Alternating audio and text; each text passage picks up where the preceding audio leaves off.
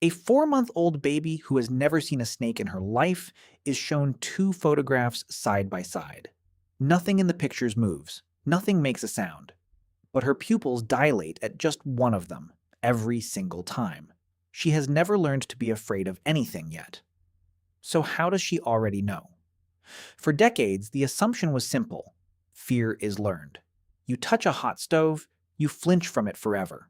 You see your mother scream at a spider, you inherit the scream. That explanation works for plenty of fears. But it cannot explain the baby. Nobody taught her anything. Nobody had time to. In 2008, psychologist Vanessa Lobu ran an experiment that changed how scientists think about fear. She showed infants images of snakes mixed in with neutral objects: flowers, caterpillars, frogs. Across every age group tested, even the youngest babies located the snake image faster than any other. Not because they'd been warned, not because a parent had ever pointed at one and grimaced. Something in them was already tuned to notice it. That alone is strange. But it gets stranger when you look at what happens next. Around 6 months old, if you show a baby a photograph of a snake alongside a recording of a fearful human voice, their attention locks onto the image immediately. Show the exact same photograph next to a happy voice, and the effect disappears. Their brains are not just detecting snakes.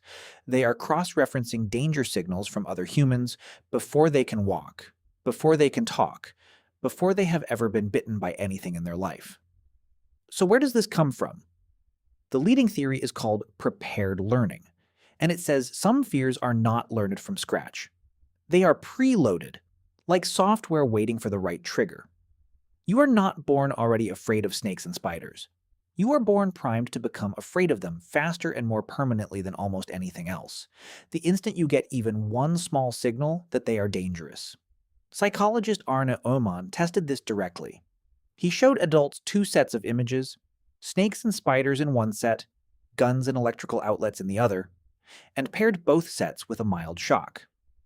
Guns and outlets kill far more people today than snakes or spiders ever will. But the fear response to the snakes and spiders formed faster, and it stuck around longer, even after the shocks stopped. Modern danger doesn't get the same priority in your nervous system. Ancient danger does. Twin studies pushed this even further. Researchers looked at identical twins who share their entire genome and fraternal twins who share about half.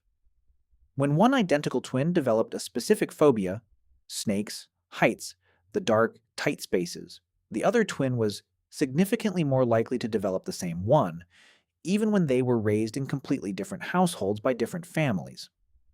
Environment mattered. But it wasn't the whole story.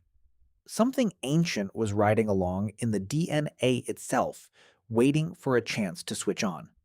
Height is where this gets almost impossible to argue with.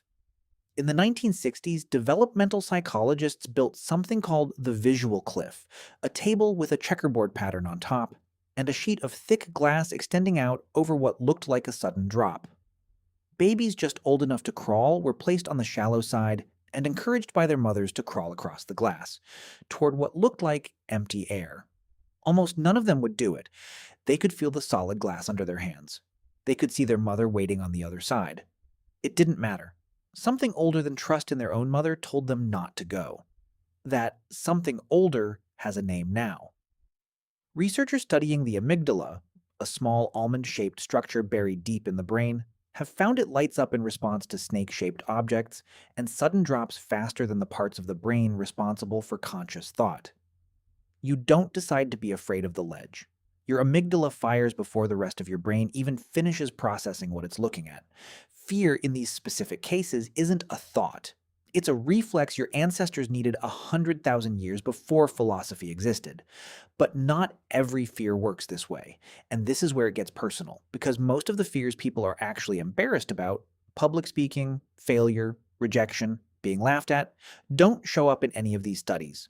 Babies don't flinch at a photograph of a judgmental face the way they flinch at a snake. Those fears are learned the old-fashioned way, built slowly out of real experiences, real humiliations, real moments where you were exposed and it hurt, which means you are actually carrying two completely different kinds of fear at once.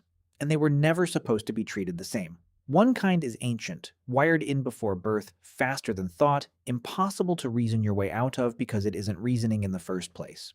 The other is personal, assembled out of your own specific history, and it can be rebuilt the same way it was built, slowly, through new experience. The problem is, modern life tells you to be ashamed of both. It tells you a fear of heights is irrational, as if irrational means wrong, as if your amygdala is malfunctioning instead of doing exactly the job it was shaped to do across 100,000 generations. It tells you a fear of public failure is something to just push through, as if the wiring underneath it doesn't matter. Here's what the research actually suggests instead.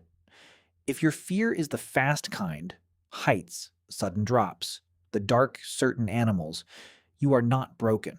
You are running code older than your grandparents' grandparents, older than the first city, maybe older than language itself, and it built you to survive things you will hopefully never have to survive.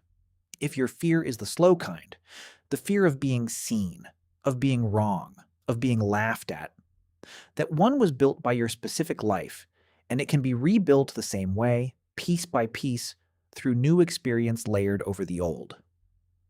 Somewhere inside you, right now, both kinds are running at once, quietly, in the background, most of the time without your permission.